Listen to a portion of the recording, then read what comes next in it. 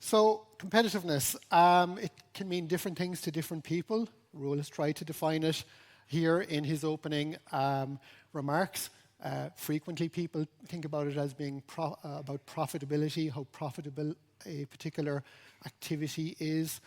People also think about it in the context of having a market share. If you're more competitive, you can gain market share compared to your competitors. And we already mentioned this concept of internal competitiveness.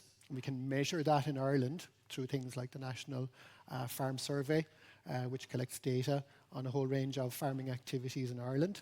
Or we can look at it in an external way as well by comparing what we're doing here in Ireland and the metrics around that with what's happening at a more EU and global level using various different systems like the EU Farm Accountancy Data Network, which is like the EU version of the National Farm Survey, and something called Agri-Benchmark, which is a global system for looking at the competitiveness of different sectors of agriculture.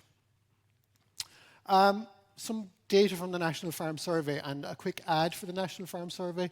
We have a stand outside here in the corner up near the toilets, and we're actually looking to recruit people, looking for expressions of interests from farmers to potentially join the National Farm Survey. So if you're interested, there's a little form that will take you about 2 or 3 minutes to fill out. There's a crew of people up there who will help you to fill out that form. So we'd be quite interested in interest from people here today. What we're looking at here on the left-hand side, we're looking at the income levels in agriculture, the average income levels across various farm systems over the last 3 years, and a forecast for the year 2026. And what you can see from this data on the left, and these are income figures, so they include support payments. What you can see in particular, I guess, is how the dry stock systems their income levels have converged, you could say, on the level of tillage farm incomes in recent years. Tillage incomes have improved, albeit from very poor levels back in 2023, but you can see this convergence taking place. What we see on the right-hand side then here is stripping away the support payments and looking at the actual principal activities, the principal outputs that are being produced on these farm types and what kind of margin is being achieved. And here is where I suppose we see some quite negative, I suppose, metrics in respect of cereals, oilseeds and protein crops, which is what we're looking at here on the very left-hand side here. So the margin per hectare, as we see here at present, is quite low relative to the other main systems of agriculture here in Ireland. Now, they were averages we were looking at in the graph on the right on the previous slide, but not every farm is the average farm. So what we can actually do in the National Farm Survey is decompose our 6,000 tillage farmers into 3 different groups and look at them from the perspective of those with lower margins, moderate margins, and higher margins. And we can see that here in the chart alongside the average margin that's being achieved. And what you can see is that the profit margins are negative for about 1/3 of our farmers and positive, albeit positive to only a small extent for some of our farmers, and we have 1/3 whose margins are actually more significant. So the average doesn't tell all the story, I guess, is what we're saying. And equally on the right-hand side, we can look at that from the perspective of a particular crop, and we can look at it from the perspective of the net margin per hectare that's achieved across the distribution of farms. Okay, that was internal competitiveness, how we compete, how competitive the sector is relative to other sectors of Irish agriculture. In this slide here, what we're looking at is external competitiveness. How competitive is the Irish tillage sector relative to tillage sectors in the EU on average? And we could put more countries in here, the kind of countries that we imagine that we're competing with, but in the interest of clarity, we've just done an EU average here. And what you can see here, I guess, is that we're not doing too badly on the one hand. This is what we're looking at here is a ratio of outputs to inputs. And what we see here in the chart is that we're tending to do better than the EU average in that regard. But the important caveat around that is that our farms in Ireland, in Irish agriculture and tillage, tend to be on the smaller side compared to some of our competitors in Europe. So while we might be doing too badly on a per unit basis of output, it's the aggregation of all that across farm size that's also important. So scale of operation is an important factor as well that we need to consider. Now, one of the things that Fiona would have been talking to you about today is work she's currently undertaking to benchmark us against countries outside of Europe. So that agri-benchmark work, Fiona, what you would have been saying is she wants to highlight that that's forthcoming, and there'll be a comparison of the competitiveness of the Irish tillage sector relative to countries like Argentina, Australia, Russia, the Ukraine, and the US quite shortly.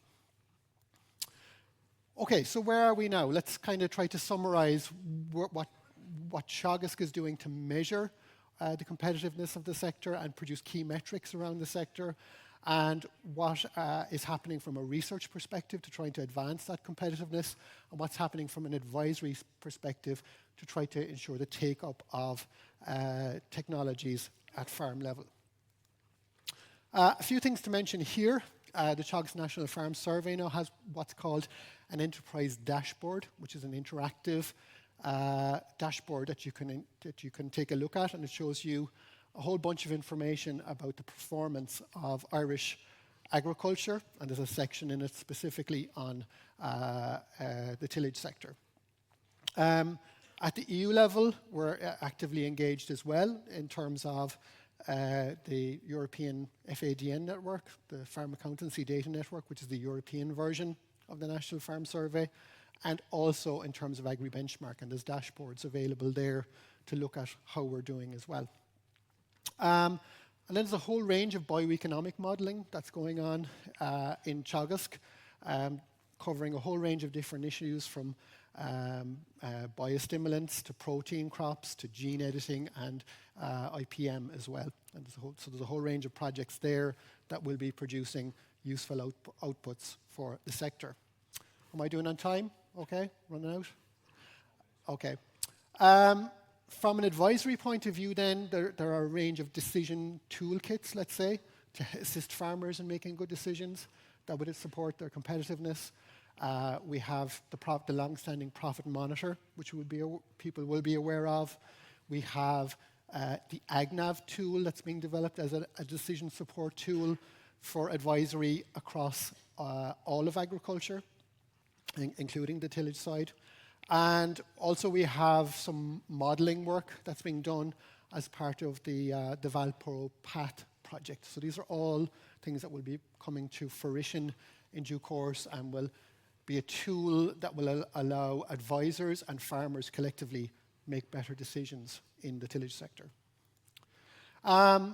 So to conclude, what I would say is that significant progress is being made around measuring competitiveness and trying to advance the competitiveness of the sector.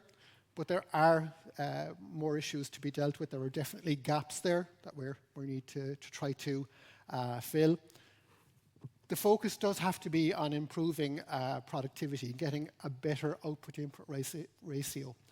There's a lot of uncontrollables in the tillage sector, things like weather, things like world cereal prices, but there are also controllables, and trying to address those controllables at the farm level will be at the core of improving productivity in the sector. There are a range of workshops in the afternoon that will be running in rotation. There's 4 workshops in total. One of those will be specifically on this competitiveness issue, and we look forward to talking with you a bit more in that session about this particular topic. I was told we were under time pressure, so I hope that wasn't too fast or too slow. So just want to acknowledge here, obviously I didn't prepare this presentation, but I want to acknowledge those who were involved in the preparation of the presentation, apart from Fiona herself. Okay, thank you.